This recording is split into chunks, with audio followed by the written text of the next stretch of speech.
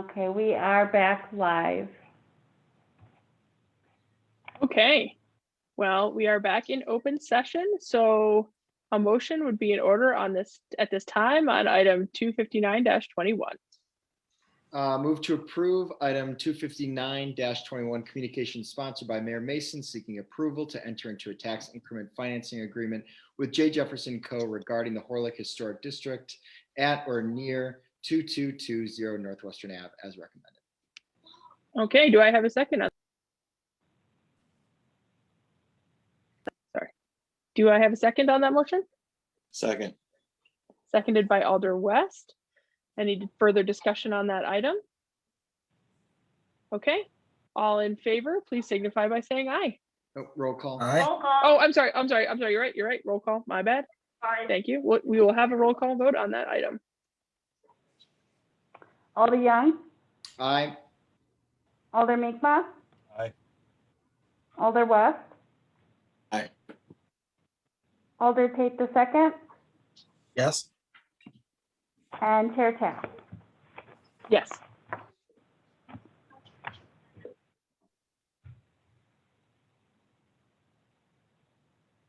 Okay, so then we are moving on to the next item. That would be item number, 211-21. We have a communication from the Director of City Development requesting permission to accept a certified local government historical preservation subgrant from the Wisconsin Historical Society to fund the preparation of rehabilitation design guidelines for residential properties in Racine. Recommendation that the request from the Director of City Development requesting permission to accept a certified local government historical preservation subgrant from the Wisconsin Historical Society to fund the preparation of rehabilitation design guidelines for residential properties in Racine be approved.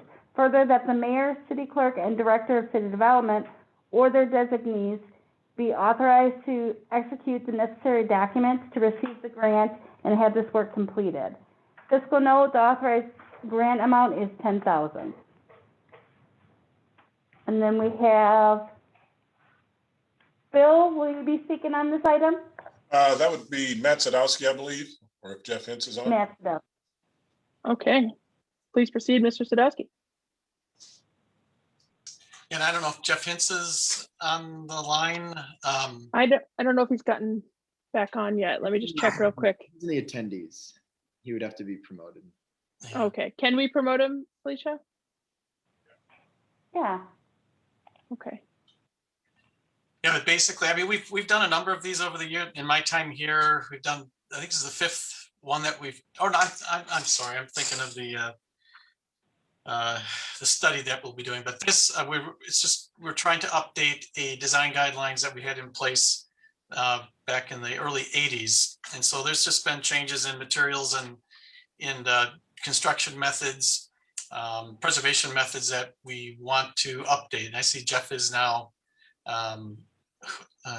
listed on the panel here, or so he could probably speak as to, I guess, the progress that he's made in working with the state on obtaining this grant and discussing it with the state. Yes, Mr. Mr. Hintz, please proceed. Thank you. Yeah, we applied for this, got permission to apply for this at the end of last year. We were notified in early or late, it was in February sometime, that we were going to be awarded this grant. Should we choose to accept it, of course, we haven't committed to doing that yet, but hope to. But yeah, what this project would help to, we get a lot of questions about, hey, I got this old house, what can I do with it? We've got guidelines now that are kind of wishy-washy, 1979, I think. So materials have changed, methods have changed, that sort of thing. Since those ones were created, something a little more good. People aren't, of course, required to follow them unless they're in a local historic district. At this time, but it's kind of a catch-22 or chicken and egg thing. It's like, who wants to sign up for a local historic district if they don't necessarily know what the rules are? So this would be a good document to help facilitate that in many regards. So this should partially get that going. We invested a little bit more money, but we're only approved for the 10,000. So we can definitely make that work. If we can kick up some other funds locally, we'd like to do a little more comprehensive set of guidelines that's more encompassing. But this would be a good start to that, certainly. Okay, thank you for that. Does anybody have any questions about this grant? Okay, seeing none, a motion would be in order at this time. Move to To approve. approve. Okay, I'm going to say that was moved by Alder Young and seconded by Alder Tate. Second, any further discussion on the item? Okay, seeing none, all in favor, please signify by saying aye. Aye. Aye. All opposed? Motion carries. That brings us to our next item, which is item 212-21. Take it away, Felicia. We have a communication from the Director of City Development requesting permission to accept a certified local government historical preservation subgrant from the Wisconsin Historical Society to fund the preparation of a reconnaissance survey for a potential Carlisle Avenue National Historic District.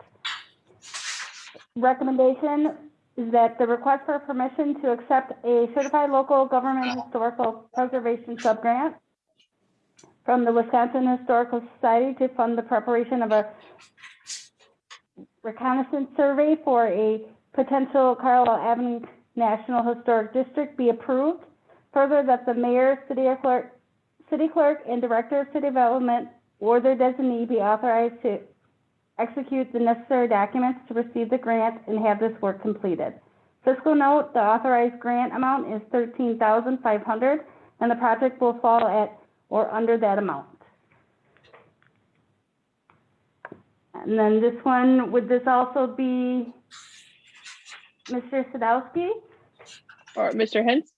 And I defer to Jeff too, because like I introduced previously, we've done a number of these over the years with the State Historical Society, and so this is something that we're very familiar with. But Jeff has been the lead on this one, and so I'll just turn it over to Jeff. Thanks, Matt. Please proceed. Yeah, similar to the last one, we came to you in late December, at the same time by the state.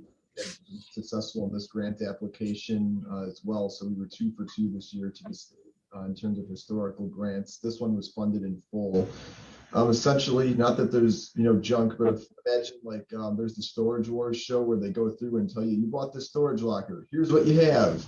So that's what a reconnaissance survey does. They're going to look at all the properties in this area and they're going to tell us what we have. Some of them may be historic, some of them may not be, and based upon the results of this, we'll know if there's anything there for a historic district, and should the city choose to move forward and actually want to have that designated. A private party could do it as well. Typically, it's a local government that'll do it. We do that, but before we can do that, we have to know what we have, if anything. We believe there's definitely a lot of good things in that area, and it's likely that there is a district, but this would tell us which properties are important, which ones aren't. If you're going to demolish, you do redevelopment, that sort of thing. What could you do? What could you use funds for that wouldn't necessarily impact the integrity of a potential district? So this will fund that in full, is our expectation. Okay, any question for Mr. Hens? Seeing none, a motion would be in order at this time.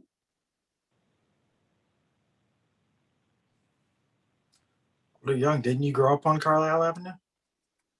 I did, and I moved to approve. Second. Okay, moved by Alder Young, seconded by Alder Tate. Any further questions on the item or discussion? Okay, all in favor, please signify by saying aye. Aye. Aye. All opposed? Okay, motion carries. That brings us to the next item. The next item is 280-21. We have a communication sponsored by Alder Taft requesting permission to amend the authorized agreement with Racine Unified School District for the Horlick Athletic Field Football Turf Project. Recommendation is to approve the proposed amendment. Fiscal note is football field reconstruction funding to be provided by Racine Unified School District was approved by the Common Council on February 4th, 2020, agenda item 0053-20, in an amount not to exceed 1 million. The amount to be provided by RUSD is increased to 1.2 million.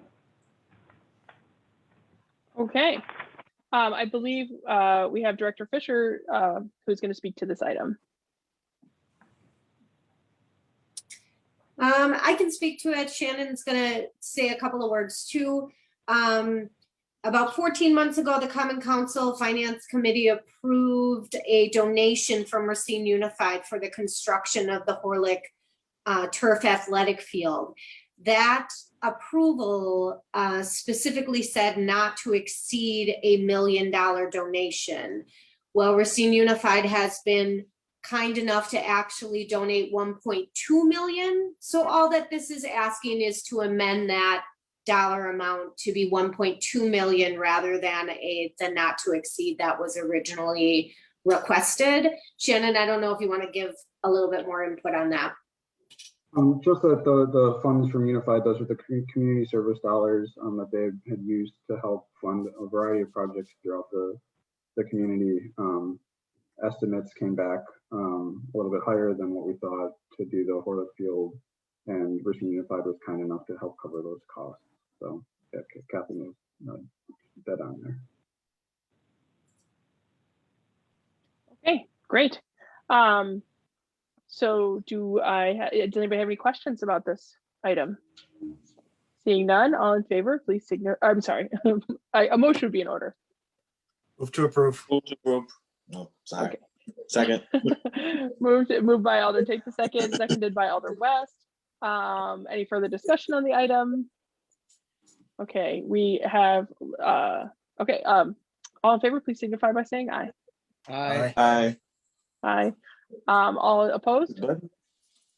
Okay, motion carries. I just wanted to notify folks that we have in fact lost Alder Mikma due to a family issue that was urgent. So I have excused him from the remainder of the meeting, just so people know why he's not here anymore. Okay, so that takes us to the next item. I believe it is, oops, sorry. Oh my gosh, this agenda just keeps going and going, and I knew that, but it's real. Okay, so that brings us to item 237-21. We have a communication sponsored by Mayor Mason on behalf of the Director of City Development, seeking permission to apply for the U.S. EPA Brownfield Cleanup Revolving Loan Fund supplemental grant for the City of Racine.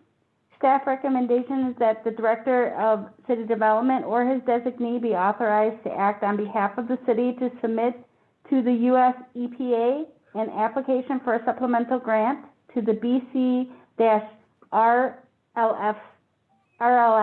sign all forms and documents necessary to pay all fees, and take necessary action to undertake, direct, complete, and submit the supplemental grant application. Fiscal note, the city will apply for the maximum amount of funding of $500,000. There will be no required matches to receive this funding. Funds in the city's BC-RLF are available to developers subject to a 20% funding match from the developers. And then Okay. Will Matt be speaking on this item, or? Yeah, so this is Matt Redgick. I'm here with Matt Sadowski, Michelle Cook, and Mike Lackner. We're kind of the staff team that manages a lot of the brownfield funds on the city side.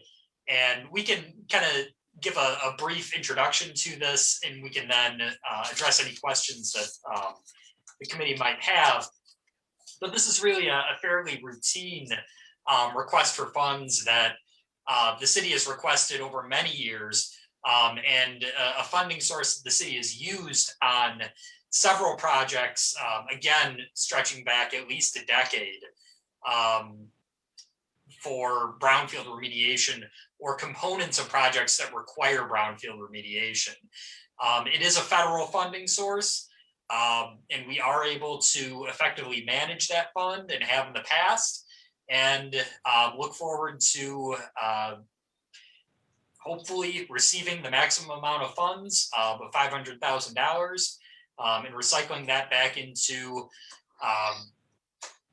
one of any or many of the redevelopment projects that we have going on in the city that could require either lead-based paint abatement, asbestos abatement, or subsurface contamination removal of petroleum or other hazardous materials underground. So it's really a fairly broad program, but we definitely have uses for it if we are approved for the funds. I'll turn it over. Any other staff here have any other thoughts? This is Mike, and this is a revolving loan fund. So these are loans that we do for developers. This is not, we don't grant the money out, we do loans for them. So they do get paid back so that we can keep revolving the money out into the community to keep using it. And that's a strict EPA requirement. That's if we're giving it to a for-profit developer, it's got to be loaned at a competitive rate to be able to, effectively use it and to achieve the objectives, but to create a revolving fund. So we'd be happy to answer any questions if any of the committee members have any. Does anybody have any questions? Okay, seeing none, a motion would be in order at this time. Move to approve. Moved by Alder Young. Do I have a second? Second. Seconded by Alder West. Any further discussion on the item? Seeing none, all in favor, please signify by saying aye. Aye. All opposed? Motion carries. Thank you. Thank you. All right, that brings us to our next item, which I will read, scroll. It is item 244-21. We have a communication sponsored by Mayor Mason and Alder Taft requesting the city accept the Wisconsin Department of Health Services COVID-19 Vaccination Community Outreach Grant, grant control number 00371. Staff recommendation will be to approve. Fiscal note, the grant is up to $100,000 and requires no city match. Move to approve. Okay, moved by Alder Tate II, seconded by Alder Young. Does anybody want to speak to the item? Is there any discussion on the item? Okay, seeing none, all in favor, please signify by saying aye. Aye. All opposed? Motion carries. Next item is We have a sorry, 621. Yep. Yep. Go ahead. Communication sponsored by Mayor Mason on behalf of the Transit and Parking System Manager, requesting authorization to execute the agreement to purchase 9 Proterra electric buses and associated parts for $7,010,046. Staff recommendation that the mayor and city clerk be authorized and directed to execute the agreement to purchase 9 Proterra electric buses and associated parts. The purchase price is $7,010,046. Funding is available through grants. Okay. Do we have And any? we did have Mike Meyerly, but it doesn't look like he rejoined. I can speak on this a little bit. This has been in front of committee in various different fashions several times. So I'll talk about it really, really quickly, but really what we're doing here is authorizing the actual contract with Proterra for the buses themselves. The grant came before the committee, I don't know, probably 2 years ago, quite a long time ago. But again, this is a great collaboration with the state of Wisconsin VW money, as well as FTA Low No grant, where the city of Racine is getting 9 electric buses, hopefully, I believe, to be delivered, I think, in November of 2021. So that should be super exciting. So the next 2 items will relate to this item as well, with the batteries and some other, I think, charging equipment. Okay, great. Do we have any questions about this item? Seeing none, a motion would be in order at this time. Move to approve. Moved by Alder Young. Second. Do I have a second? Alder Second. West, second? Yep, great. Yep. Seconded by Alder West. Any further discussion? All in favor, please signify by saying, oh, what? Alder Young? I did see Attorney Letney's hand up and I wanted. Oh. to- Sorry, I missed it. Attorney Letney. Thank you, ma'am. I just wanted to say I've reviewed all the contracts for all these items and they're in a condition that the county, or excuse me, that the committee can take action on them. Okay, thank you for that. Awesome. Okay, so seeing no further discussion, all in favor, please signify by saying aye. Aye. Aye. All opposed? Motion carries. Next item is item 26721, I believe. We have a communication sponsored by Mayor Mason on behalf of the Transit and Parking System Manager requesting authorization to execute the agreement for the installation of one Proterra 1200 kW DC charging system with 10 dispensers, including the necessary electrical and civil infrastructure improvements at the bus facilities located at 1900 Kentucky Street for $400. I'm not sure what the 145 is for. Staff recommendation that the mayor and city clerk be authorized and directed to execute the agreement for the installation of one Proterra 1200 kW DC charging system with 10 dispensers. Fiscal note, the total contract price is $400,145. Funding is available through grants. Okay. So Kathleen, do you want to clarify what that number is for? I think it's for charging equipment, right? That's my understanding, but just to clarify. That's correct. So I think this one is, sorry, I'm scrolling. This one is specific for charging systems and charging dispensers, so 10 of them. And then the very next will be the batteries associated with the electric buses as well. Really what we're attempting to do is long-term capitalize some of these pieces of the electric buses that we would have to replace more frequently than the buses themselves. Right, right. Okay, great. Any further comments before we? Okay, seeing none, a motion would be in order at this time.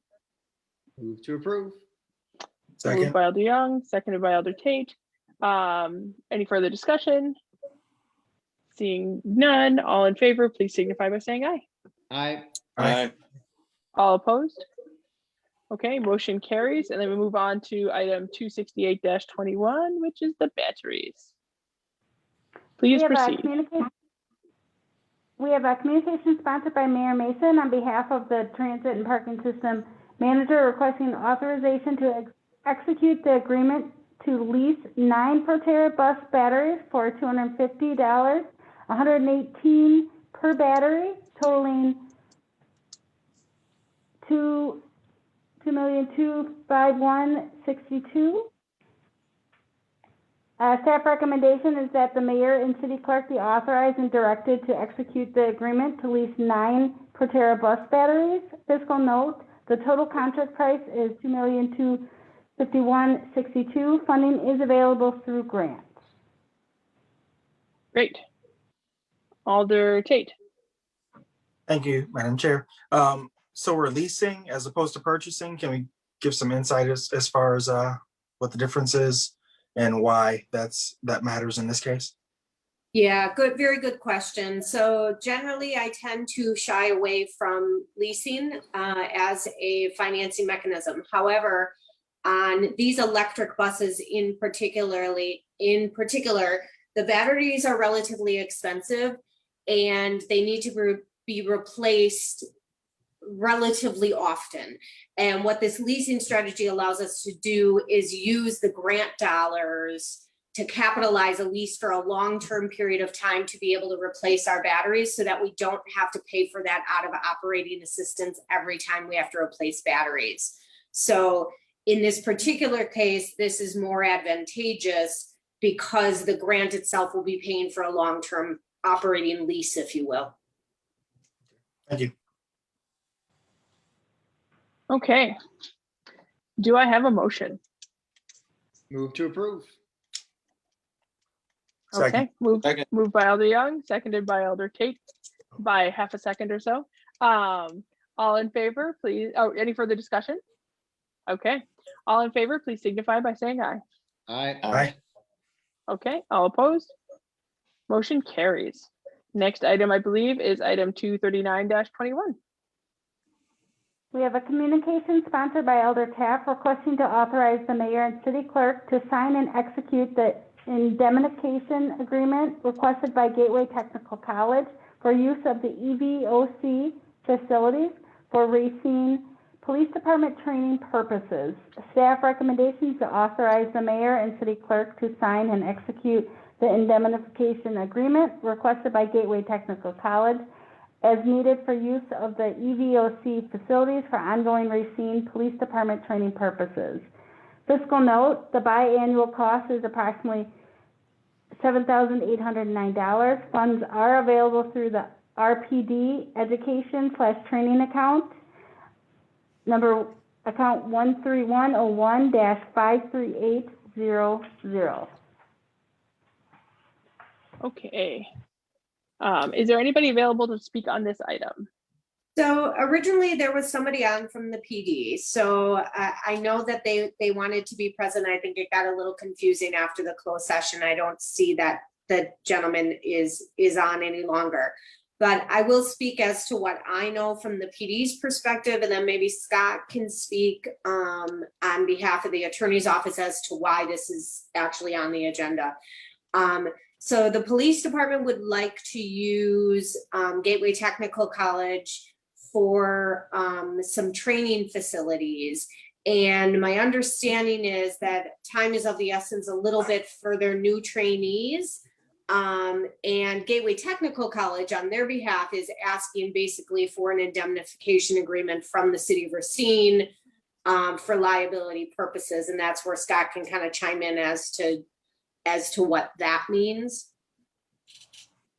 Yeah, it's just the indemnification issue is the city agreeing that Gateway won't be liable if one of our employees is hurt using their facilities. Of course, if our employees are using their facilities in the course of their employment, then we have workers' compensation coverage. So.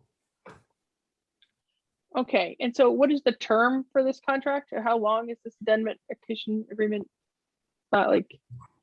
Is this something that goes on in perpetuity? Do they have to come back to us again? What is the status of that? I couldn't quite.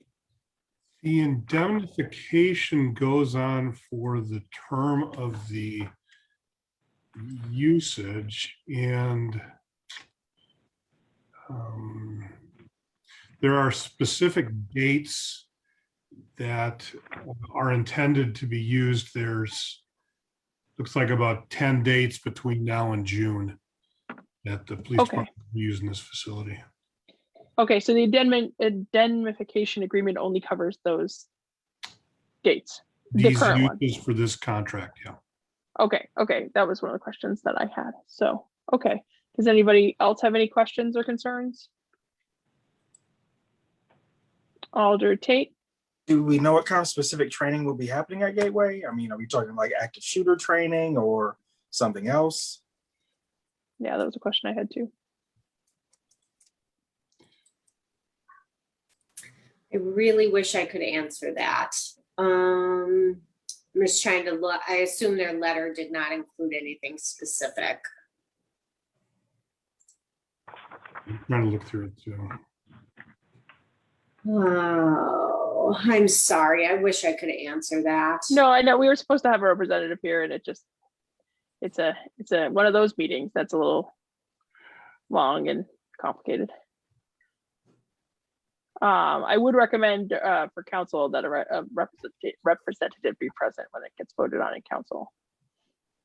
Absolutely, absolutely. And you know what, if the committee would like, we certainly can reach out to the police department tomorrow and have them send a memo or something with more specificity relating to what the training is for, if you guys would be interested in that. Based upon acronyms, Emergency Vehicle Operator Course. Right, that's what I thought it had to do with, was like vehicle driving, like driving training. Right. Which may explain a little bit why there needs to be a indemnification agreement. Because they're gonna be doing tricks with cars. So does that help, Alder Tate? Okay. Yeah. All right. yeah. Okay. I think also Kathleen, if you could follow up with what you were suggesting. I Certainly. think that's helpful. Great. Okay. Any, I guess a motion would be in order at this time. Move to approve. Moved by Alder Tate II. I saw seconded by Alder West. And is there any further discussion on the item? Okay, seeing none, all in favor, please signify by saying aye. Aye. All opposed? Motion carries. Okay, next item. Sorry, I gotta do the scrolling again through the many pages of agenda, which is great. We're getting the city's work done. All right, item 269-21 is up next. We have a communication sponsored by Mayor Mason requesting to waive fees for sidewalk cafe permits for 2021. Staff recommendation is to approve. Fiscal note not to exceed 5,000 of lost revenue. Okay, And I was gonna say, I don't know if Shannon or if Kathleen wants to. Yeah, Yeah, I Mr. can Shannon, go chime for in. I don't know if you remember last year, and this is because of COVID still, and I think it's relevant. We had a request the following year to do more sidewalk cafes, as we wanted people to still be able to frequent our restaurants and businesses in our corridors. Last year, the mayor did it through an executive order, which then of course came back through council. We had a similar request this year from DRC, but this would be again citywide for restaurants that wish to use the sidewalk to allow people to be more outdoors. We're trying to get through the pandemic. We are not all the way there yet. And I think this is an easy thing for us to do with little economic consequence. Just as a note, this still does require people to go through the permitting process, right? And so they still need to get in touch with the city clerks and apply. We will waive the fee. Just as a note for any restaurants that might watch this later, if you are going to serve alcohol, for instance, on the sidewalk, you have to extend your premise. So it is really important that you work with the city clerk's office to make it legal. But we're suggesting to waive the fees again as we try to get through this pandemic. Oh, okay. Sorry about that. So I saw several hands. I think I saw Alder Tate II first and then Alder Young next. Thank you, Madam Chair. I guess my question is for the fiscal note of not to exceed 5,000. I mean, so what does that mean if we get like to $5,000 and another permit comes and it's like, sorry. Like, so perhaps we should probably change that language because it seems like it might put us in a weird legal bind. I asked Tara, and you're right, it is not necessarily a not to exceed, but I asked Tara, like, what do you think the worst cost estimate would be for lost revenue? She was like, there's no way it'll be more than $5,000. So maybe that wording is a little bit misleading. I think we could change it. I think you're absolutely right, Alder Tate. I think we could say approximately $5,000 or something like that. It gives a little bit more flexibility in case, you're right, in case somebody comes in and we're like, oh, nope, 5,000 Sorry, instead. 5,001, you're out of luck, pay up. So yeah, just want to clarify that. Thank you. Okay, Alder Young, you were nodding in assent. Is that basically your question, or Yes, feel free? I agree with my colleague from the 3rd district, but I also want to say this is a great way to support local business, activate our pedestrian commercial districts, and bring people to the beautiful city of Racine. Well said, Alder Young. Okay, so would you like to make a motion or an amendment of any kind, Alder Tate? I mean, the not to exceed isn't a part of the action item, it's just a fiscal note. So Okay. move to approve with an updated fiscal note for council. Okay. Second. All moved by Alder Tate II, seconded by Alder Young. Any further discussion on the item? Seeing none, all in favor, please signify by saying aye. Aye. All opposed? Okay, motion carries. Let's see, sorry. I wish my printer had ink in it right now, but it doesn't, so scrolling. Okay, item number 214-21.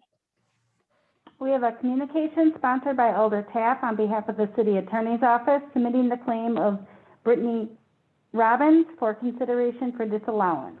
Staff recommendation is that the claim be disallowed. Fiscal note is not applicable. And we have Assistant Attorney Marisa Rubik. Okay, there. Attorney Rubix, please proceed. Hello, thank you, Chair. Brittany Robbins, on February 17th of this year, drove over essentially a snowbank, a pile of snow that had accumulated at the exit of her alleyway on the 1300 block of Cleveland Avenue. The city denies liability for any damages she sustained. She's asking for $268.91 in damages because her car was allegedly damaged when she drove over the snowbank. The city doesn't have liability for damages sustained by reason of accumulation of snow or ice.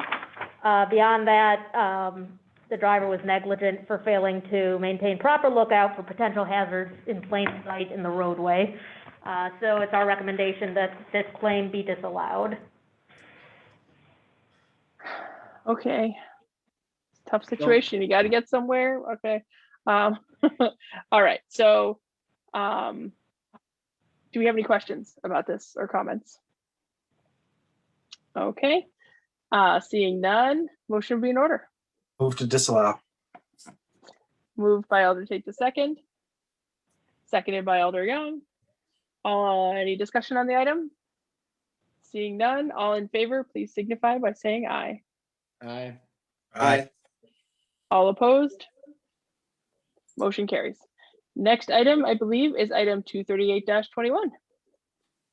We have a communication sponsored by Alder Taff on behalf of the City Attorney's Office submitting the claim of Charles Edwards for consideration for disallowance. Staff recommendation is that the claim be disallowed. There is no applicable fiscal note, and we have Assistant City Attorney Rubin. Please proceed. Thank you, Madam Chair. Charles Edwards filed a claim with the city requesting $13,846.95 in damages allegedly arising from vehicle damage sustained to his vehicle after a crash involving a police department vehicle at the intersection of Spring Street and Ludke Court back on June 24th, 2019, and that was an RPD, Racing Police Department vehicle.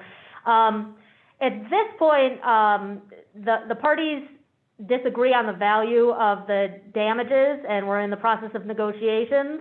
I don't want to get into great detail on that in open session, but essentially the reason this is before the committee and the council to come is because there's a 120-day statute of limitations on our ability to disallow claims, and once the council disallows a claim, it imposes a 6-month statute of limitations for the claimant to file suit. So this would essentially be, by disallowing today, it doesn't end our negotiations with this individual.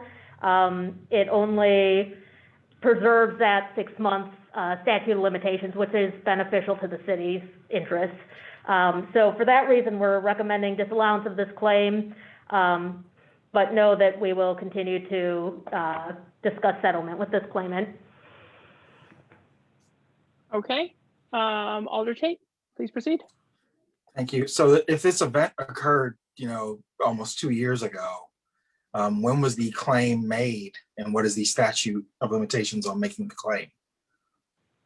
Well, that's a great question. The claim was made within the initial 120-day period.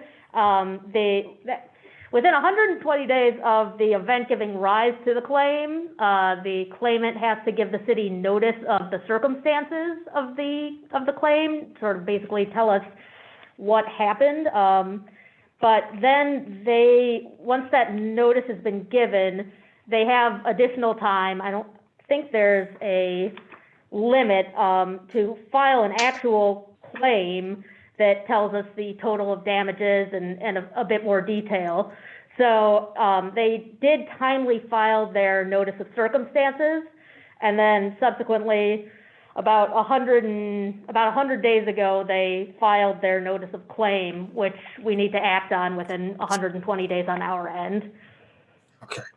So it took a year and a half to identify the amount that was they feel is worth the claim. Is that kind of what we're saying?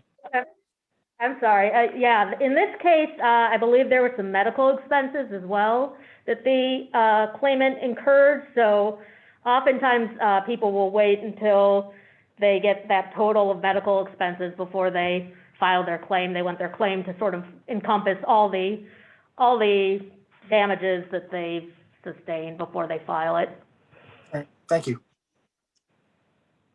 Okay, Great question. good question. Thank you. Any further questions or discussion? Okay, seeing none, a motion would be in order at this time. Move to disallow. Moved Second. by Alder Young, seconded by Alder Tate the second. Any further discussion? Seeing none, all in favor, please signify by saying aye. Aye. Aye. All opposed?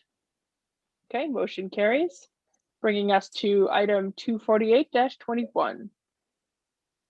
We have a communication sponsored by Elder Tapp on behalf of the City Attorney's Office submitting the claim of Karina Peralta for consideration for disallowance. A staff recommendation that the claim be disallowed. There is no applicable fiscal note, and we have Assistant City Rubik to speak on the item. Okay, Attorney Rubik, please proceed. Thank you, Chair Taft. Karina Peralta filed a claim with the city requesting $250,000 in damages, allegedly arising from an August 13th, 2018 motor vehicle accident that may have been attributable, at least in part, to a stop sign that had been knocked down at the intersection of High Street and Charles Street. The city denies liability because it had no prior notice of the stop sign being down, and in situations like that, it does not have, it's immune from liability without notice of the issue. Once the stop sign was called in as being down, which occurred shortly after this accident, then the city came out that same day, shortly after receiving the call, and made the repair, but it had no notice prior, and I guess we don't know what we don't know. Okay. As such, we recommend disallowance. Okay, any questions for Attorney Rubik? Alder Tate the second, please proceed. Thank you, Madam Chair. Based on what is this claimant identifying $250,000 as their claim?